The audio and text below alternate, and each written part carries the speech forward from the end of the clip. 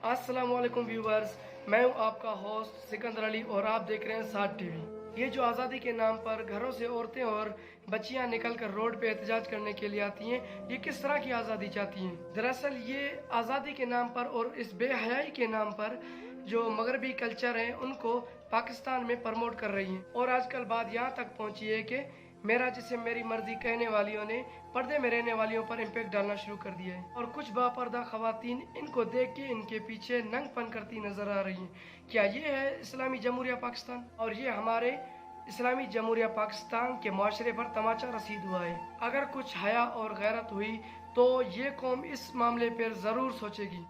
तो आए उस वीडियो की तरफ चलते हैं और आप भी देखें कि इस माशरे में किस तरह बेहयाई फैलाई जा रही है।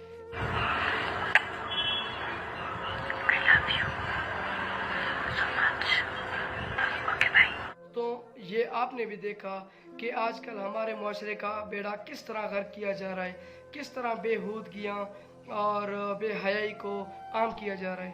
लिहाजा हमें इन लोगों को एक्सपोज करने की अशद ज़रूरत है। और जब कोई इनको एक्सपोज करता है तो कुछ ज़बान दराज लोग इन एक्सपोज करने वालों के ख़िलाफ़ एक्शन उठा लेते हैं और कहते हैं कि तुम गलत कर रहे हो, और कहते हैं कि क्या तुम इनके तमाम गुनाहों पर पर्दा नहीं डालते। और हालांकि इस्लाम में पर्दे का हुक्म दिया गया है, और इन जालों को कौन समझाए कि इस्लाम तब पर्दे का हुक्म देता है जब पूरा पूरा इम्पेक्ट माशरे पर हो रहा हो। अगर खुदा न ख्वास्ता इनमें से कोई एक छुप कर गुनाह कर रहा हो तो ये ज़ाहरी तौर पर पूरे माशरे में चंद व्यूज़ लेने के लिए बेहयाई फैला रहे हैं। बज़ाहिर वो खुद इस तरह माशरे में बेहयाई फैला रही हैं, तो उनका पर्दा हम कैसे रख सकते हैं? सोचने की बात है।